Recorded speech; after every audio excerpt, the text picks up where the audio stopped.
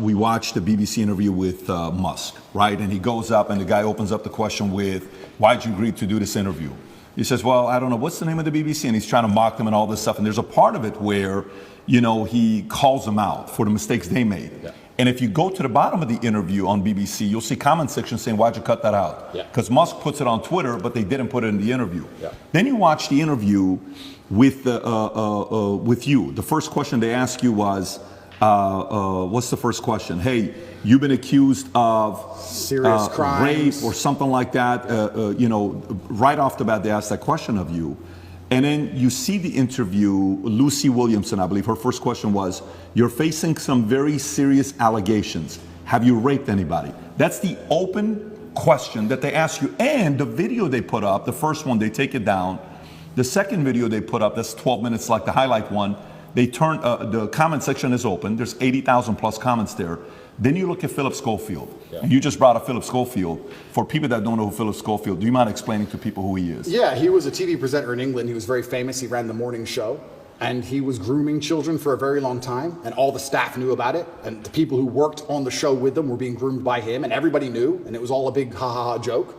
And now he's come out saying, oh, please don't pick on me. I feel sad. And the media is saying, I'll leave the guy alone. He is, when you go look up his Wikipedia, it says he rose to prominence as children's BBC continuity presenter from 85 to 87. Yep. Then went on to do programs on BBC and ITV for Going Live, This Morning, Dancing on Ice, All-Star Mr. and Mrs., The Cube, and a bunch of other things.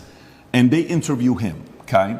While he's going through the mess, after 27 years of being married, this one guy that he groomed since 10 years old, his name is McGreevy, I want to say, something McGreevy, that he's going through the process. Matthew McGreevy, they met at 10 years old at a theater group. At 15 years old, Philip follows him on Twitter. While the kid is 15, he follows him on Twitter. The guy celebrates it. Long story short, Ruth Langsford, they work together with. She files a complaint. Then right after filing the complaint, McGreevy gets fired. Then he has to take a break. Then he comes out after 27 years telling his wife, hey, I'm gay, I'm coming out of the closet. He's got 2 daughters.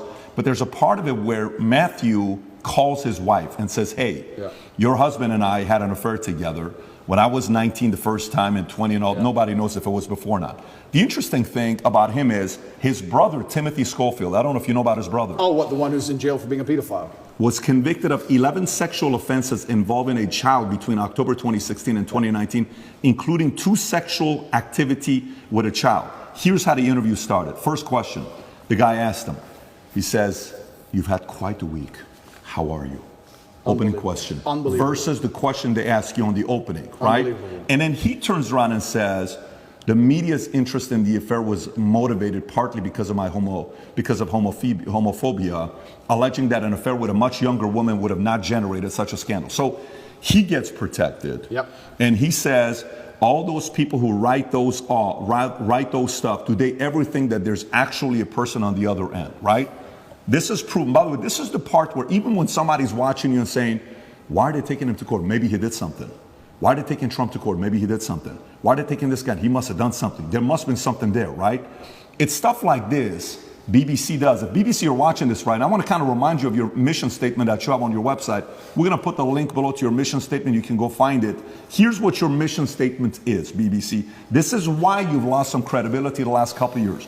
To act in public interest, serving all audiences through the provision of impartial, keyword impartial, high quality and distinctive output and services which inform, educate, and entertain. You say you inform, educate, you entertain, yet you conceal, misinform, and your content's quite frankly boring. You're cherry picking on people that you're talking to. So a message like that gets the average person to say, everything with you is allegedly, everything he did is proven, his brother is proven, yet let's leave him alone. Poor guy, let's target him.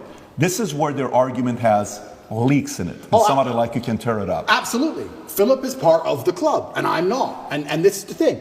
I'm a mentally resilient person, right? 14 months they've attacked me. I'm not going to sit and complain about that because that's not how I operate as a man. 14 months they've complained about me. If you type Romania, human trafficking, you type in any of these things, my name comes up, my face, I'm a bad person. I've lost all my bank accounts. I've lost all my social media accounts. I've been vilified all across the matrix in every single possible way. They print my face every single day with something negative next to it daily. Nobody gives a shit about my mental health, right? Because I'm the enemy. And what's scary about this is Lucy Williamson herself, she was begging me for an interview. The BBC were begging me for an interview. I don't need any of these people.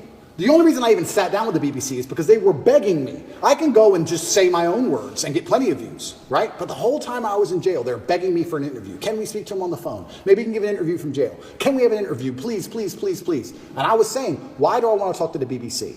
And the BBC were saying, no, we don't want to do a hit piece. We want to come across, we want to be impartial. This is what they're telling me. This is what they're telling me. We want to be impartial. We believe there's a side of the story that hasn't been told. We're really interested in some of the, let's say, what's the word? I don't want to get this wrong. Inconsistencies in the Romanian justice system. We're very interested in his side of the story. There's been enough hit pieces. We want to tell the other side. We want to hear Andrew Tate's story. And I said no, on repeat. Then they sent me a list of questions. I didn't even ask for a list of questions. That's not who I am. I don't have to script. I never asked for a list of questions. They sent me a list of questions. Here's what we're going to ask. It's about his mental health. It's about the Romanian justice system. It's about the fact he hasn't been charged. His liberty's been deprived. All this stuff. And I thought, well, that's kind of interesting. Maybe it's a bit interesting. And the Matrix is obviously printing lies about me. And these are some interesting questions from the Matrix for the first time ever. Okay. They walk in here all smiles and happy, all smiley faces trying to take me off guard. I already had my list of questions, right? It's all going to be nice and easy. I sit down, and they instantly attack me. They put the cameras on first, and they attack me, expecting me to stutter and make a fool of myself. It's kind of like they tried to sucker punch me. I'm in the club, and they're my friends shaking my hand, and they tried to hit me and knock me out. And this is the thing that's so amazing about it. Yes, I destroyed the BBC. But of course I did, because I'm smarter than all of them. But why should I have to rely on my wit and intellect to destroy BBC with their research team and their plan? Their deliberate plan to try and annihilate not only my credibility, but my life. They are trying to put me back in jail, these people. They're not dishonest. They're genuinely evil. And they don't give a shit. And so why should I even sit there and entertain them? I believe I could slip every single sucker punch they throw at me for the rest of human time. I could sit with any of these clowns. And no matter who they sit with their research team, whatever garbage they come up with, I'll make a fool of all of them. But why am I even entertaining them anymore? What's the point? That was the last chance I gave mainstream media. They lied for months to get that interview with me. Completely dishonest, head to toe. And like you said, they sit with Philip. Are you okay? Are you okay? We heard your mom's upset, that poor old lady. Maybe everyone should stop talking about it because his mom's upset. Let's not talk about it anymore because his mother's old. You're either part of the club or you're not. You have to sell your sanity nowadays. If you sell your sanity, you're afforded protections. That's the reality of it, because if you're a sane thinking person, you don't buy their bullshit. And that's what upsets them.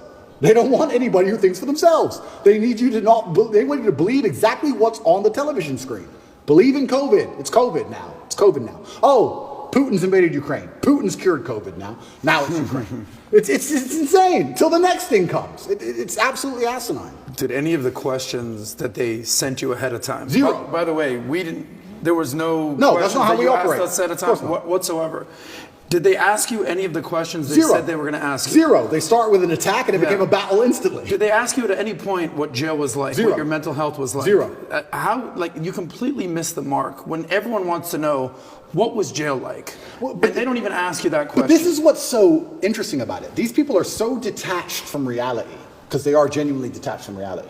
They think that finding a video I made 8 years ago, a 4-hour speech I made 8 years ago, and finding one line of it without context that can be misconstrued, they think that sitting down with me and saying that to me is an aha moment. Nobody cares. Because you're taking out of context, one. And I said you're taking things out of context. She goes, I'm not taking it out of context. I said, if you're presenting it without context, that's taking it out of context. That's what it is. You're lying by omission. I said that to her after the camera's off, and she looked at me because she didn't understand. When you omit details, when you refuse to put in all of the details, you can lie by including one detail which may happen to be true. You can tell the truth and miss all the details around the truth, and you are lying by omission. You're lying by omission. And you're sitting here saying, oh, you said this 8 years ago. Nobody cares. Because they know me, and they know I didn't mean it in that way, and they know it's taken out of context, and they know that it's an old video on the internet, and it's not even an aha moment they think it is.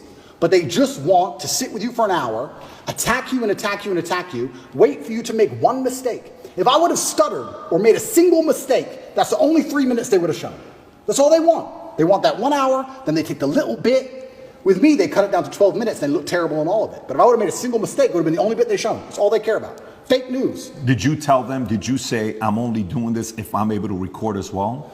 I said Because I that. know that's what happened with Trump as well a couple years ago. I didn't even tell them, I just recorded it. Okay, so they didn't know you were recording. They didn't know I was recording until afterwards, and then I said, that was dishonest, I'm gonna release the whole video. You told them before you released it? I told them. There is no contract or agreement with BBC? No. Nothing was signed, it was just simply an interview, okay. Because I think that was very important when you released it, for people to see what fully was said